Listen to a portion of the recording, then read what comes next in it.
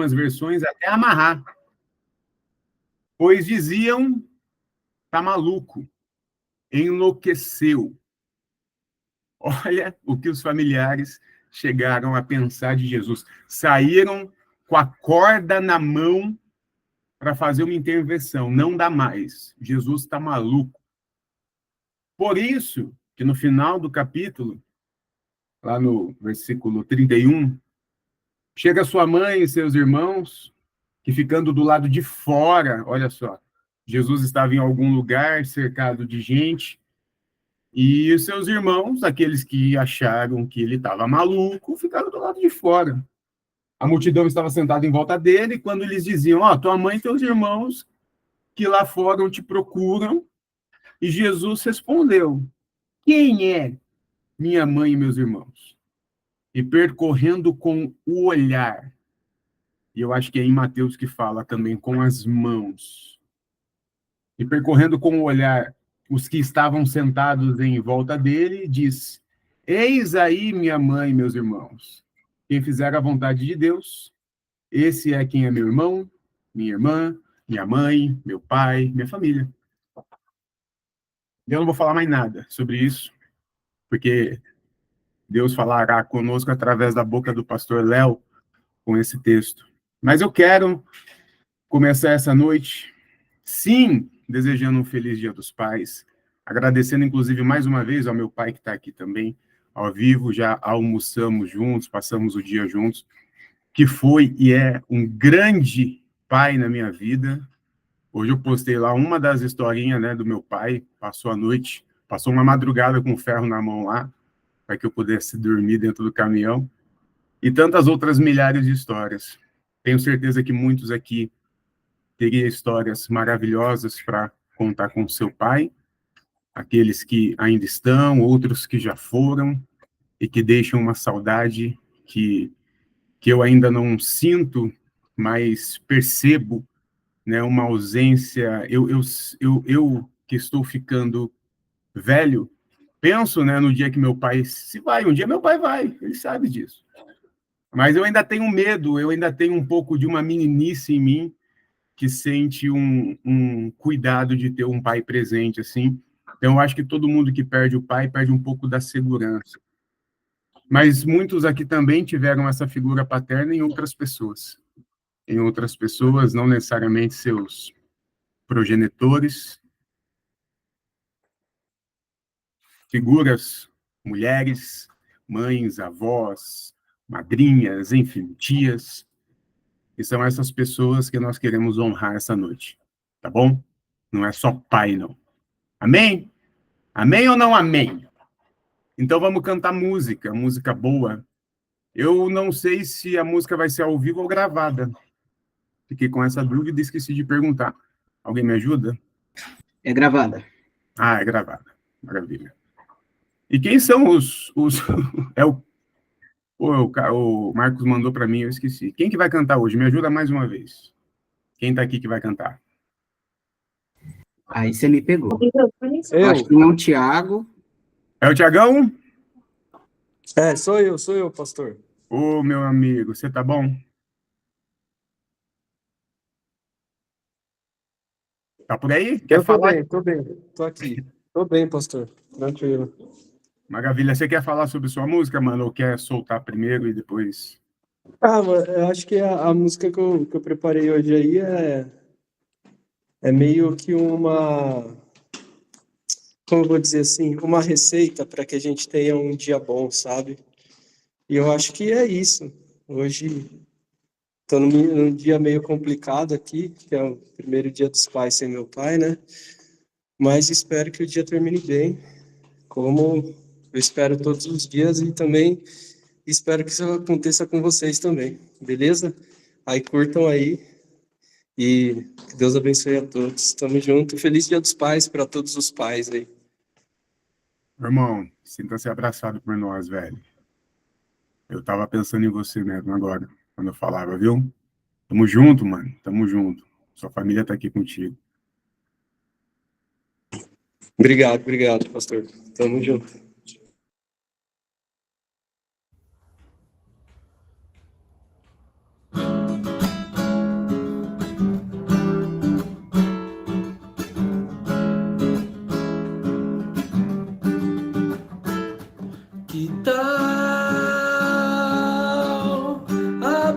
a porta do dia a dia, entrar sem pedir licença,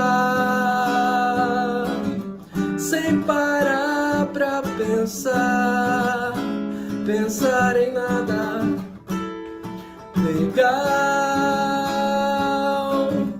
ficar sorrindo à toa,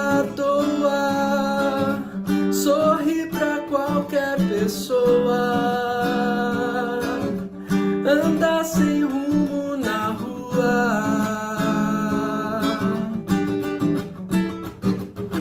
Pra viver e pra ver não é preciso muito atenção, a lição está em cada gesto.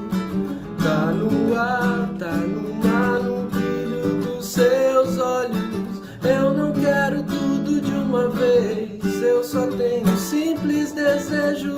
Hoje eu só quero que o dia termine bem. Hoje eu só quero que o dia termine muito bem. Hoje eu só quero que o dia termine bem. Hoje eu só quero que o dia termine muito bem. Que tal abrir a porta do dia a dia, entrar sem pedir licença, sem parar pra pensar em nada legal, ficar sorrindo à toa, sorrir pra qualquer pessoa, andar sem rumo na rua.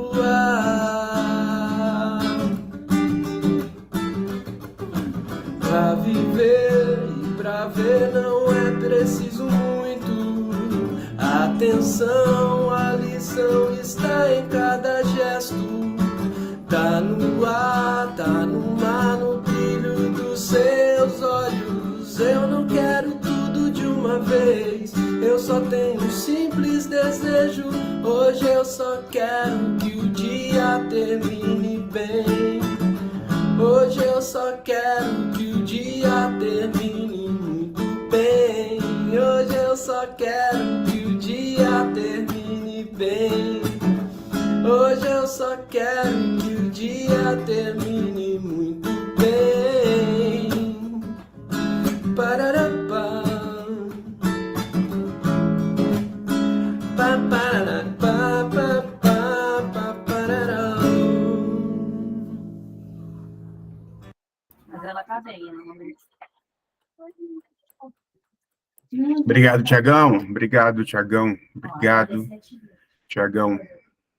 Foi mesmo num dia que você poderia apenas se recolher, partilhar com a gente seu dom. Obrigado, irmão. Obrigado mesmo, viu?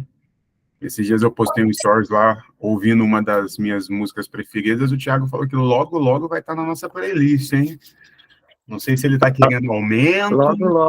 Logo, pastor. Já tô quase finalizando ela, que é difícil. Obrigado, irmão. É difícil. Muito bom, muito bom. Que bom demais, gente. Antes de chamar o próximo músico, eu estava pensando sobre um pouquinho sobre paternidade. E eu estava pensando em algumas pessoas que mudaram minha vida, assim, rapidamente, né? Bom, meu pai e minha mãe me deram a vida. E Jesus mudou minha vida. Mas vou ser sincero para vocês, tá? Não se escandalizem. Não foi Jesus que mudou mais minha vida, não. Teve gente que mudou minha vida mais que Jesus. Uhum. Eu vou explicar para vocês. Mas Jesus mudou minha vida completamente. Sabe quem mudou minha vida legal? O Jack. Sabe o Jack do Tio Jesus? Mudou minha vida. Só quem assistiu sabe. Mudou minha vida, me ensinou a ser um cara melhor. Meu irmão mudou minha vida, sendo pastor. Frei Beto mudou minha vida enquanto escritor. Mas meus filhos, e sobretudo o Caetano, já que a Júlia eu tenho uma paternidade diferenciada, porque eu divido, ela não mora comigo, né? Desde que ela nasceu, ela mora com a mãe.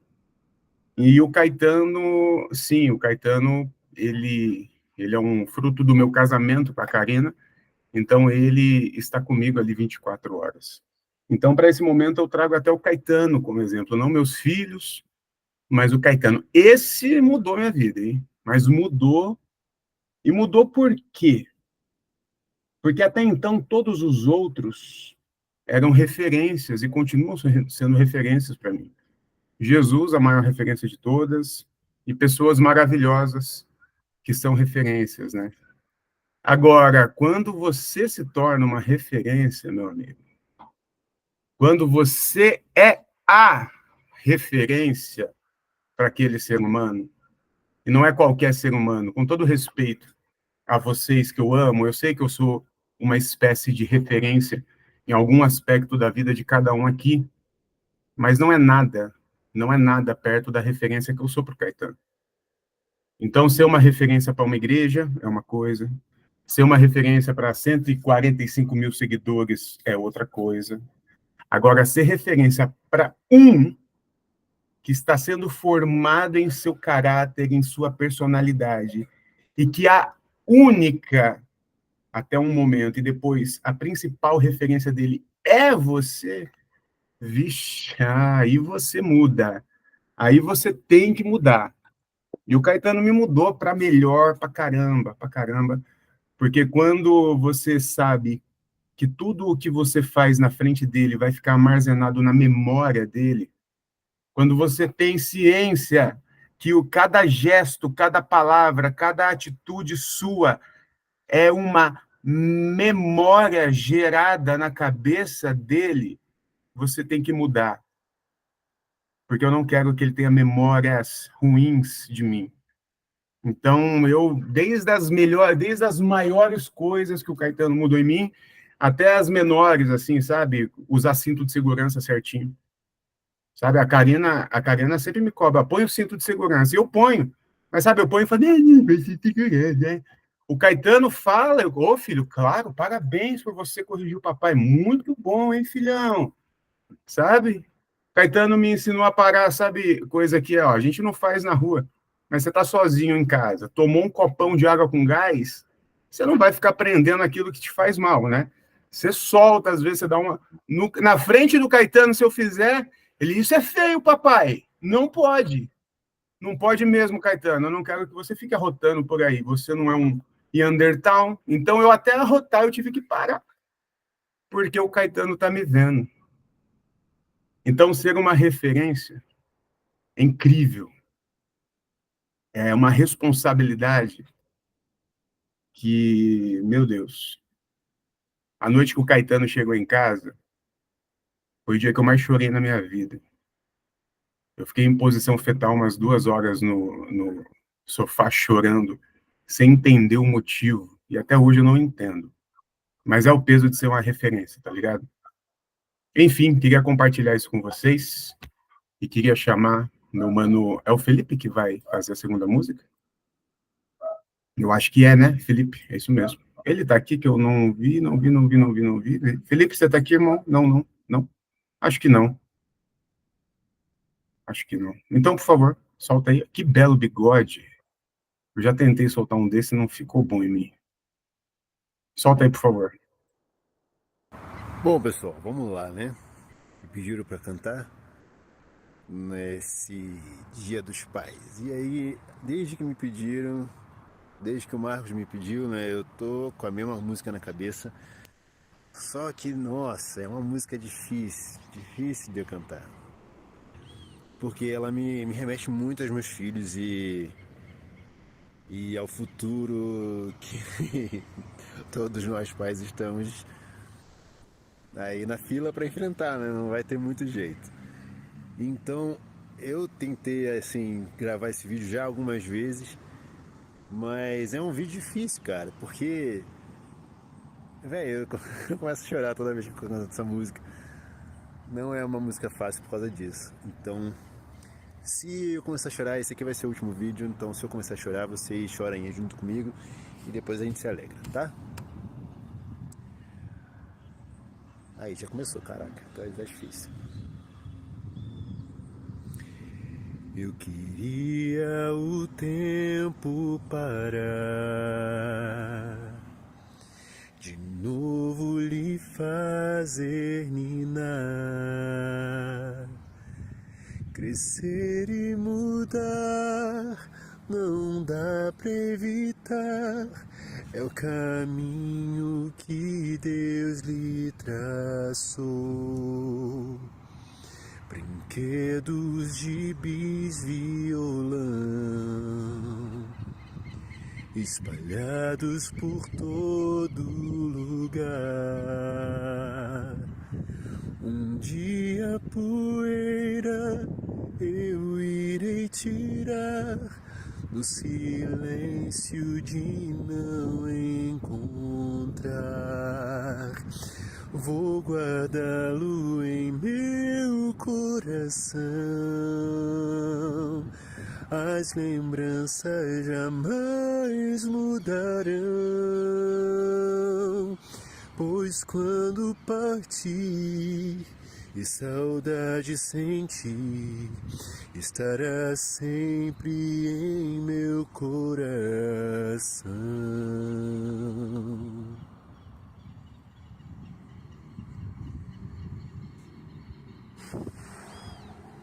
Pausa. Os dentinhos você vai trocar e roupas maiores usar.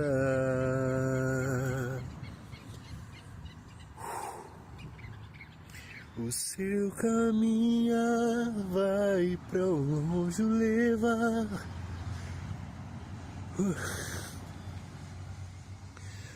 Pois não posso impedir seu querer. Os dedinhos que agarram minha mão, coisas grandes eu sei que farão. Você não é meu, é um presente de Deus. E o futuro está em suas mãos. Vou guardá-lo em meu coração. As lembranças jamais mudarão, pois quando partir e saudade sentir, estará sempre em meu coração.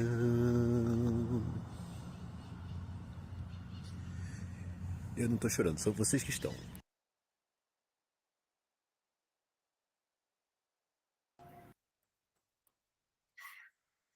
Maravilhoso, né?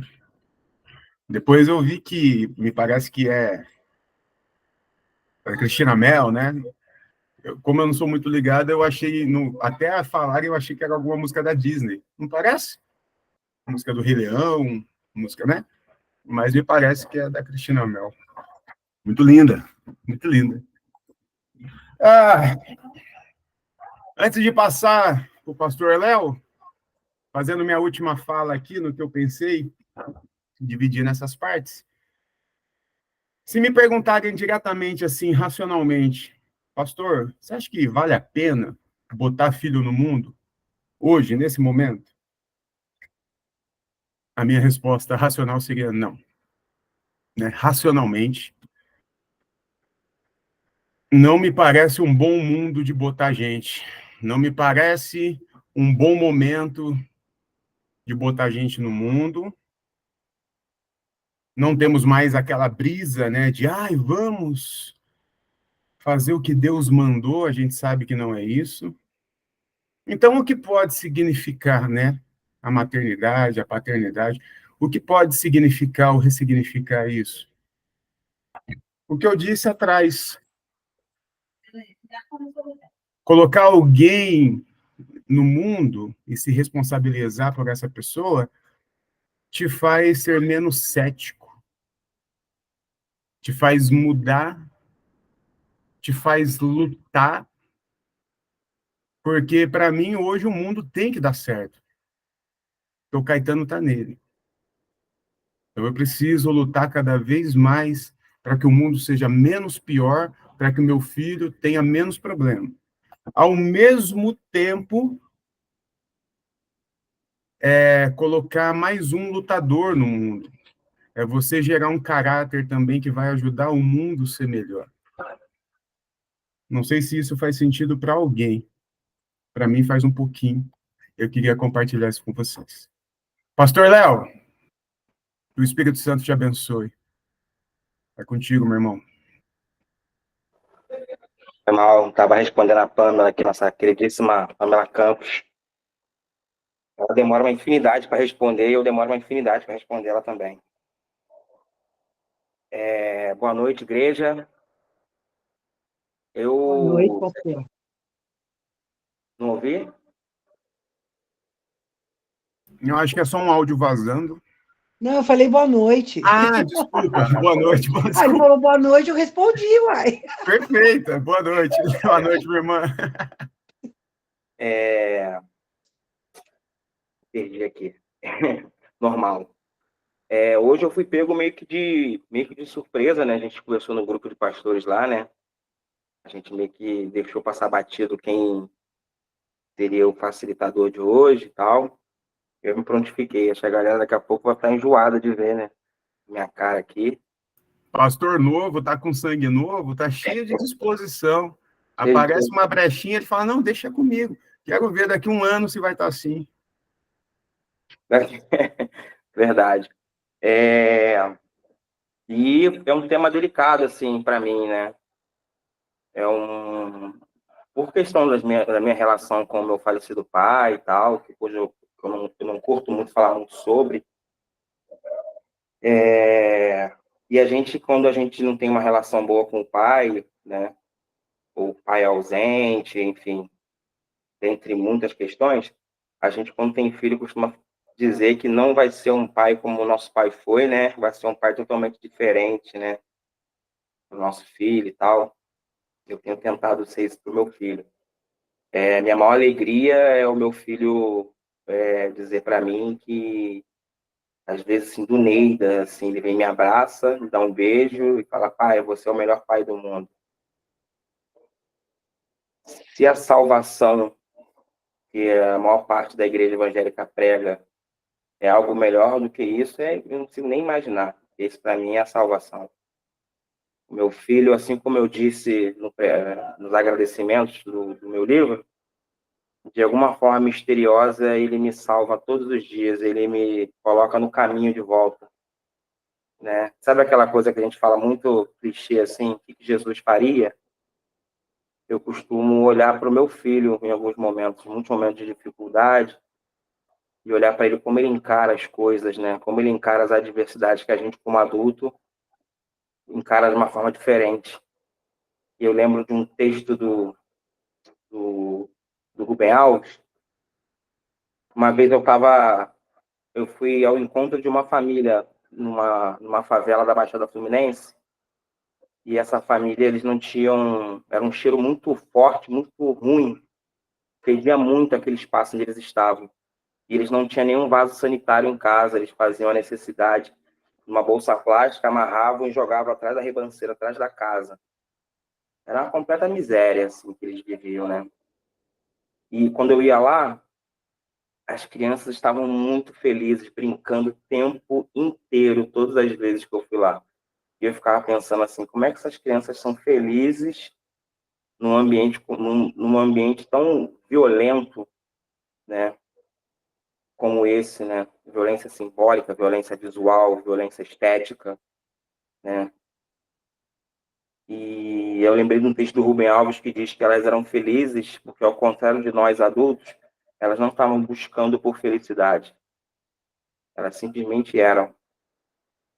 Então, sempre quando eu olho para o meu filho nas adversidades, né, de como ele reage, de como ele encara algumas coisas, né, que a gente tem aquela questão de botar nossos filhos numa cúpula de vidro para que nenhum mal possa alcançá-los. Acho que isso é um fluxo natural, instintivo, né, da maternidade, da paternidade, né?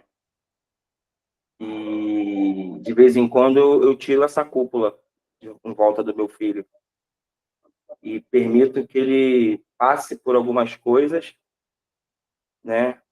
Naquela intenção pedagógica de observar, né, como ele reage às questões, e eu aprendo demais com ele. Eu sempre volto para o caminho com meu filho. Enfim, eu falei no grupo dos pastores hoje que eu tinha preparado tudo, menos a mensagem. E eu fiz algo que eu detesto fazer, eu não tenho esse hábito, né? Eu fui ver na internet algumas pregações de hoje, de alguns pastores falando sobre...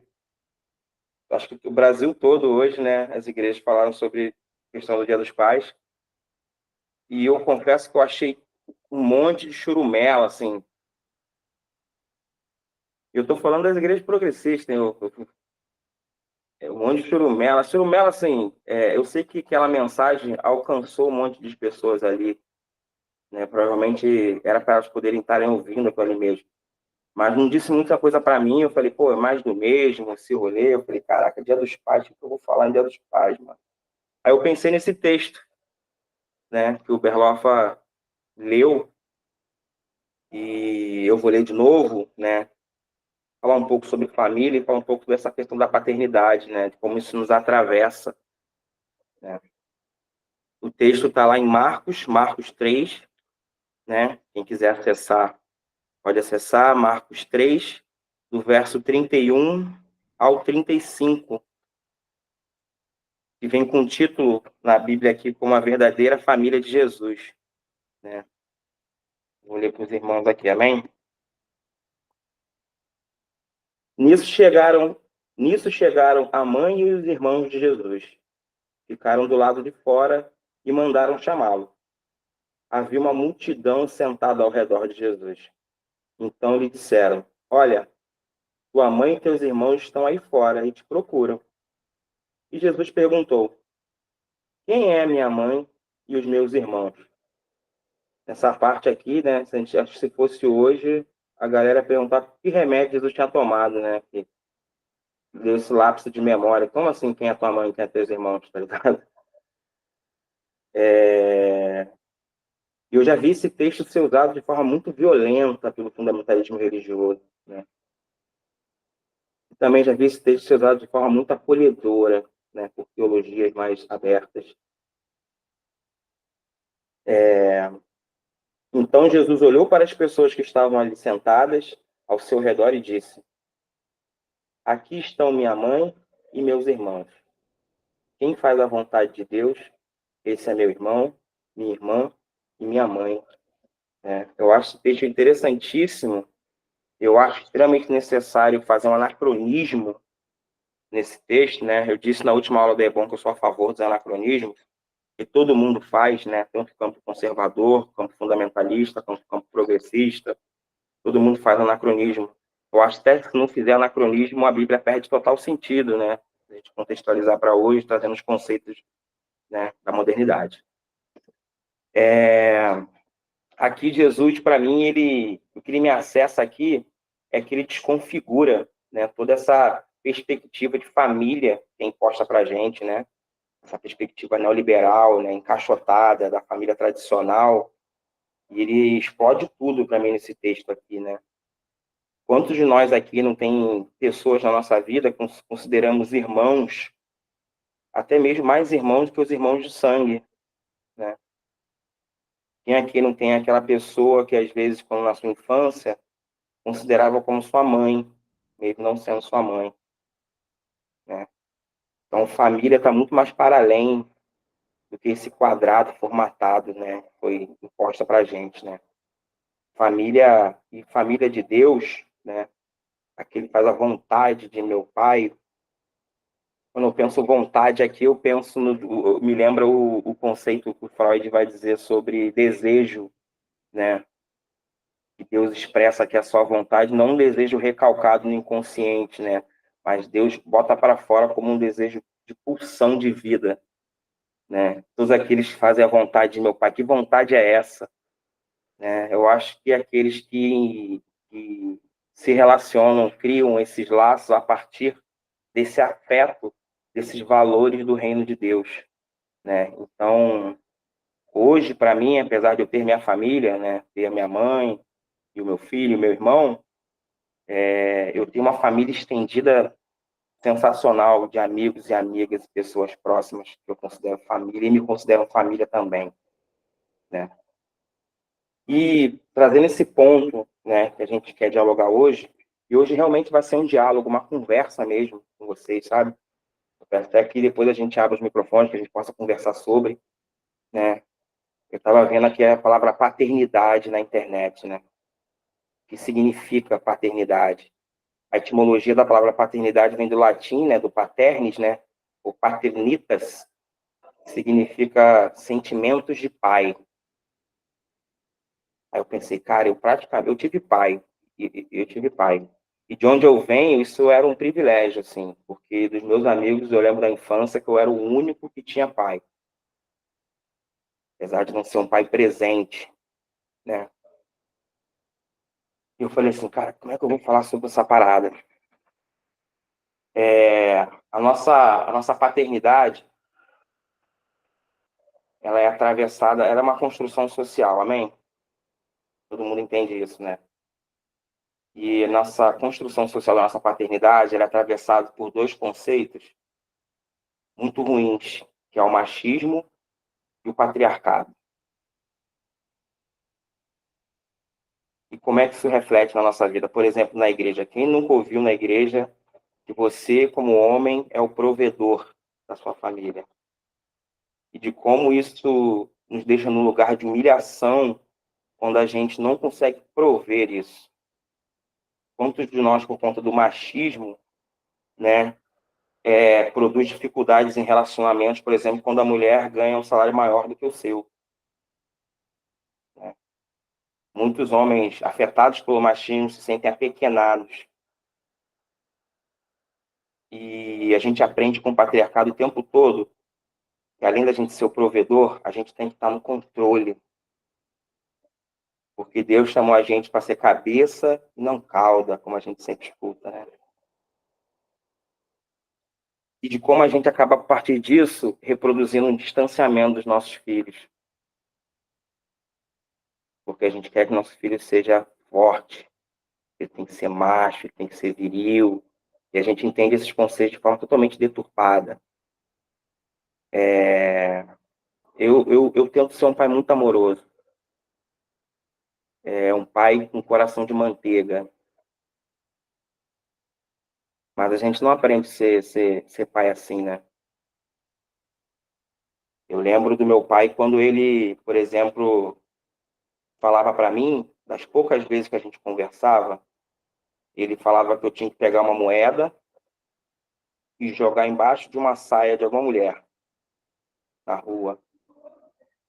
Aí eu iria lá pegar a moeda, aí eu deveria olhar para ver a calcinha dela. E não ia acontecer nada, porque eu era criança. Ninguém ia fazer nada. Eu tinha que fazer isso. E eu devo ter feito isso muitas vezes, eu nem me recordo. Eu lembro de uma vez a mãe falar para mim, minha mãe é costureira, né? Ela estava com uma cliente no quarto de costura dela, e ela fechava a porta para as clientes poderem trocar de roupa. E ela disse que uma vez ela foi abrir a porta e eu estava me arrastando pelo chão para tentar ver, né, embaixo da porta, né? Lembro das vezes que meu pai comprou pornografia para mim, me dando revistas de pornografia. Eu lembro do meu pai, e eu sou um cara gordo, né? Sou um homem preto gordo, mas eu já fui muito mais gordo do que eu sou hoje, né? E no Brasil, tão gordofóbico, né, dentro desse padrão ditatorial da estética, eu tô totalmente fora do padrão. Então, eu sempre tive muita dificuldade de me relacionar, né, na minha adolescência com meninas e tal. E eu lembro quantas vezes era humilhante, né? O meu pai me questionava essas coisas, se eu já tinha tido relação sexual, se eu tinha ficado com alguém, né? E eu não tinha ficado com ninguém. E eu tinha que mentir. A gente aprende, né? O homem, a gente aprende a mentir sobre essas coisas, né? O homem que não teve uma relação sexual ainda, ele não faz parte do grupo, né? Ele se sente humilhado, então ele mente falando que ficou assim com fulana, que ficou com ciclana, né? E de como isso é nefasto, né? Como isso é perverso, né? Como isso vai sendo introjetado no nosso imaginário, como a gente vai vendo a mulher como um corpo usável e descartável, né? Uma pessoa que está ali, que é uma boneca onde eu só satisfaço meu prazer, né? E quando isso foi difícil para mim, né? E eu estou nesse processo também, porque eu sou um homem machista, né? Eu consigo reconhecer os meus machismos, né? E, e a gente tem essas experiências. Eu busco ser um pai diferente, né? Busco ser um pai totalmente diferente do meu filho. Eu lembro de uma vez que eu levei uma menina, fui com uma menina para casa da escola, não tinha ninguém em casa. Eu lembro que meu pai apareceu subitamente em casa. Eu fiquei muito sem graça, ela também e tal. E acho que a gente se deu um beijo, eu e essa menina, e depois meu pai chegou, ela foi embora. E a pergunta do meu pai foi: e aí, comeu? E eu fui ao meu pai pedir desculpa, porque eu levei alguém para dentro de casa sem pedir a permissão. Eu fui pedir desculpa para ele. E ele falou assim: e aí, comeu? Aí eu falei: não, pai. E meu pai me bateu. Eu lembro quando ele levantou a mão para me bater, eu tentei esquivar do tapa dele assim, eu dei de cara na porta, né? E meu pai me bateu. Porque ele estava me ensinando a ser machista, a ser violento, a colecionar pessoas, né? Isso é um processo que a gente vai desconstruindo ao longo da vida, né? A gente sai desse campo fundamentalista, né, onde esse machismo é escancarado, né, e a gente vai para um campo mais político, teológico, né, de uma fé mais progressista, mas a gente que está no meio assim, a gente percebe quanto a gente traz essa bagagem, quanto a gente reproduz isso no nosso meio, chamado progressista, libertador, né? Eu quando me divorciei da mãe do meu filho, o meu maior medo, né, meu maior medo era ela casou, né, com uma pessoa que ela estava, e ele foi morar na casa junto com ela, lógico, e ele tinha muito mais tempo que eu tinha com meu filho, ele tinha muito mais tempo que eu. E o medo, e quantas crises eu tinha de choro, o medo do meu filho crescer amando mais ele do que a mim, porque eu iria ver meu filho só aos finais de semana, né, de 15 em 15 dias, e ele estaria a maior parte do tempo com meu filho. Eu tinha muitas crises de choro por conta disso. Eu não tive um pai presente e eu estava me vendo num lugar que eu também não seria um pai presente com meu filho. Uma pessoa me disse uma vez assim: cara, não é sobre a quantidade de tempo que você passa com seu filho, mas é sobre o que você faz nesse tempo que você está com seu filho, né? E nunca aconteceu isso, né? Meu filho tem um respeito, lógico, pelo padrasto dele, né? É uma pessoa que eu tenho uma certa amizade também, mas meu filho me ama incondicionalmente, assim, condicionalmente. Teve um dia que a escola do meu filho ligou para mim e falou que meu filho tinha se envolvido em uma confusão, tinha brigado na escola. Falei, meu filho pegou na escola, falei, tem certeza que é o Pedro Bernardo? Pedro Bernardo, eu falei, Pedro não briga. Pedrinho é nerd, cara. Pedrinho é que nem eu sou meu nerd meio cria, né? O Pedro não briga, mas eu fui lá na escola. Eu fiquei sabendo que a briga, o Pedro tinha apanhado na escola. Eu, na minha época, se eu apanhasse na escola, eu nem voltava para casa. Se eu voltasse, eu apanhava também, do meu pai. E o Pedro tinha apanhado na escola, eu fui perguntar o que tinha acontecido. O Pedro falou que tinha uma menina, uma coleguinha dele, e tava, o irmão dela mais velho bateu nela, deu um tapa na cara dela. Aí o Pedro se levantou e empurrou o garoto, porque ele não podia bater na menina. O garoto foi lá e bateu no Pedro também. Aí eu perguntei pro Pedro assim, por que ele fez isso? Aí ele falou assim, ah, papai, porque você fala que não pode bater nas pessoas, que não pode bater nas meninas, né? Ele bateu na menina, eu tinha que fazer alguma coisa. E eu lembro de eu segurar o choro naquele momento, pedir para beber uma água, sair, entrei no banheiro e comecei a chorar, chorar, chorar, né? Porque eu teria apanhado do meu pai numa situação dessa. E o meu filho tão pequeno se envolveu numa briga com uma pessoa maior do que ele, apanhou porque ele queria defender aquela menina.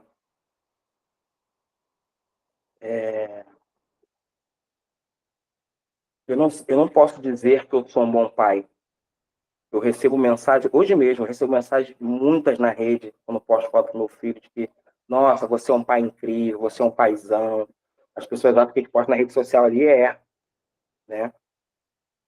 E só o meu filho pode dizer, só o filho do Berlofa pode dizer se ele é um bom pai. Só a Karina pode dizer se ele é um bom pai. E o meu filho diz para mim que eu sou um bom pai. A mãe do meu filho diz para mim que eu sou um bom pai. E para mim isso é a coroa da vida.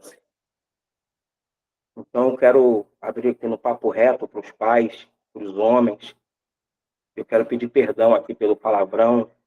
Eu acho que é a melhor forma de expressar para a gente deixar de ser pau no cu.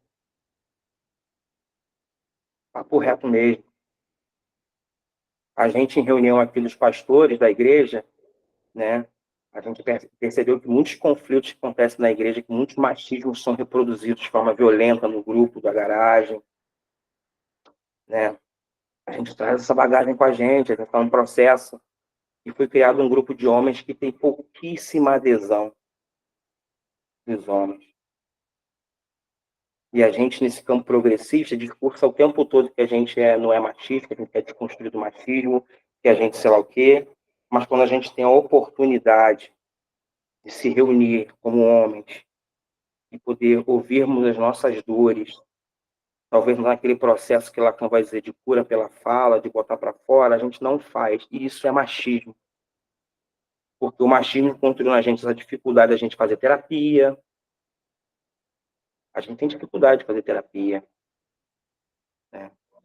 Hoje menos do que eu já fui um tempo atrás. Mas a gente tem a dificuldade de chorar, a gente tem dificuldade de sentar e se colocar no lugar da fragilidade. De chorar mesmo, sabe?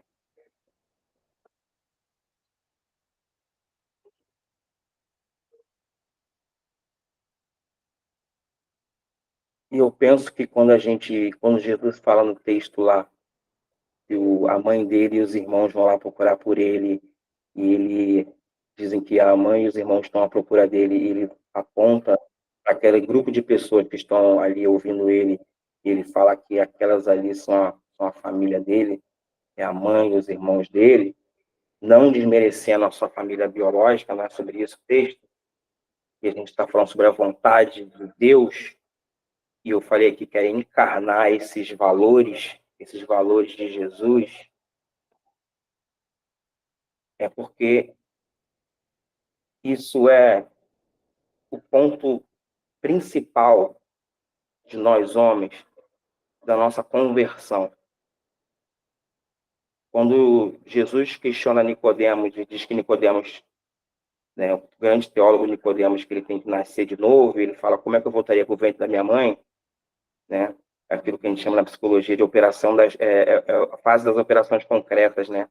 Eu acho que todo fundamentalista sofre disso, só consegue ver as coisas de forma literal. É impossível para Nicodemos, um homem já de idade, né, passar pelo processo de nascer de novo de forma biológica para reaprender tudo que ele foi fazendo na vida. Mas é possível para ele se revisitar, buscar no profundo de si, reconhecer e buscar essa criança interior e ir ressignificando a vida. Enquanto a gente não entrar nesse processo, a gente não se converteu, homens. Lembra aquela historinha que a gente tem que se converter em várias áreas da vida? Essa é uma das principais áreas da vida. A gente precisa deixar de ser esse homem que foi construído em nós, que tem muitas dificuldades.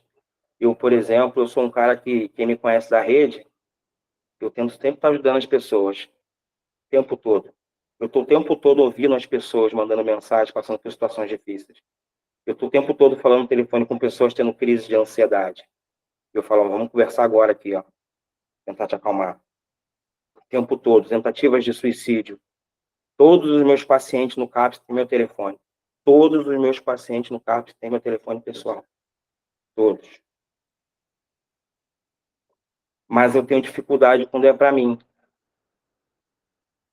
de sentar, de me colocar em fragilidade e de chorar com alguém. Falar assim, ó, mano, eu errei pra caralho aqui, mano. Tá ligado? A gente não quer ser visto como machista.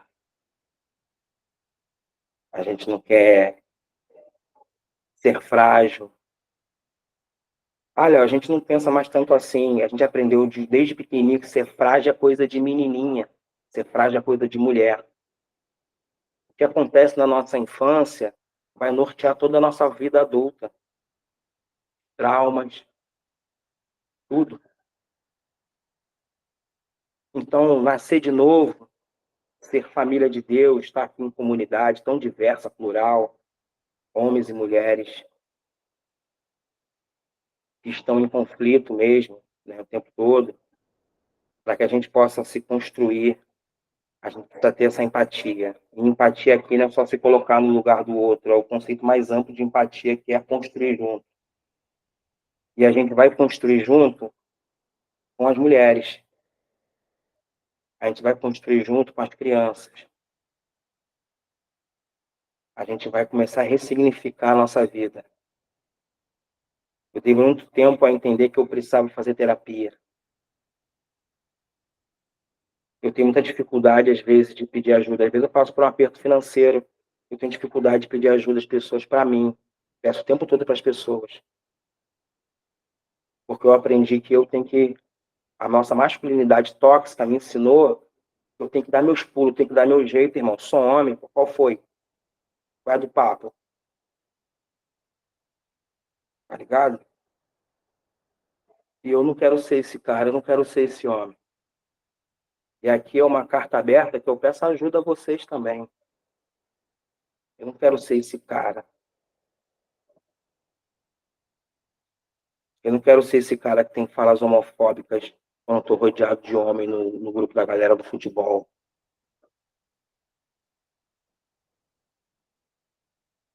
De me calar nos meus posicionamentos para manter uma atmosfera positiva ali naquele lugar.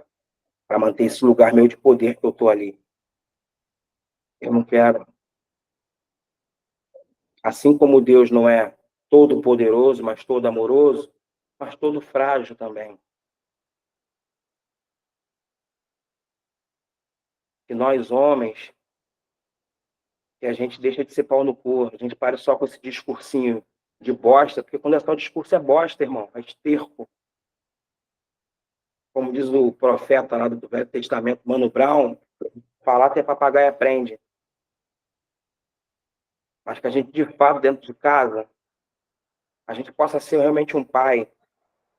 Ah, eu passo tempo com meu filho, que você realmente passe o tempo com ele dentro do universo do seu filho.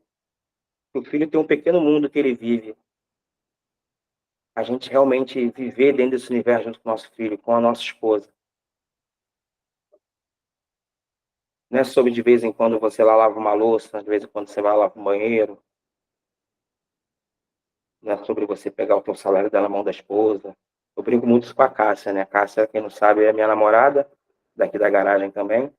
Nem sei se ela tá online aí, né? Eu fico zoando que eu tenho um toque, né? Um toque do marido que pega o salário da mão da esposa, né? Ela fala, então vamos casar, vamos casar. Você não tá brincando, vamos casar. Online sim, tá? Tá online, tá aí. Só vou essa acha eu vou casar com você por quê? Porque você não ganha salário na minha mão. Eu não ganho muito não, gente. A Cássia ganha muito mais do que eu. É até a exploração dela, né? Querer pegar meu dinheirinho, né? Quero ser esposa troféu. É... Adoro a sua parte, gente. Pode continuar. Que a gente possa, de fato, participar da vida dessas pessoas que a gente fala que é a nossa família mesmo. A ponto de sentir as dores mesmo. Cara, não seja pau no cu, não coleciona pessoas. O que eu mais vejo no campo progressista aqui, eu vou ser muito sincero que eu vou falar aqui, é pessoas que, assim como eu, acabam tendo uma audiência, né? Pessoas seguem, pessoas dizem que admiram, estão num lugar aí de poder, e aproveita disso para, eu vou falando popularmente, para comer um monte de gente nesse meio progressista. Para colecionar gente. Ah, mas se o acordo é aquilo ali, tá tudo certo, tá tudo às claras pros dois, só fé, irmão, tu é solteiro, ó, ou não é, o acordo é... Enfim, é cada um com seu cada qual, isso não é problema. Eu não venho aqui trazer questões de moralidade. Mas eu falo sobre que essa galera tá colecionando gente, cara. E a gente tá colecionando gente, irmão.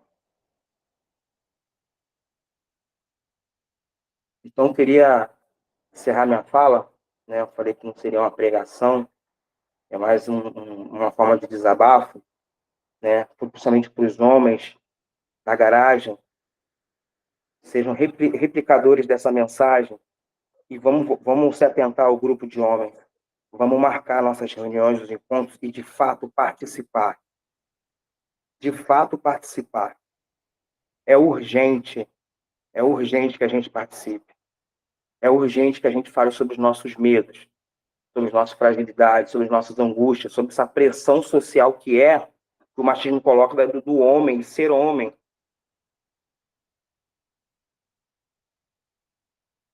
A gente só vai, de fato, lutar contra as opressões do mundo quando a gente lutar contra as opressões que estão aqui dentro da gente.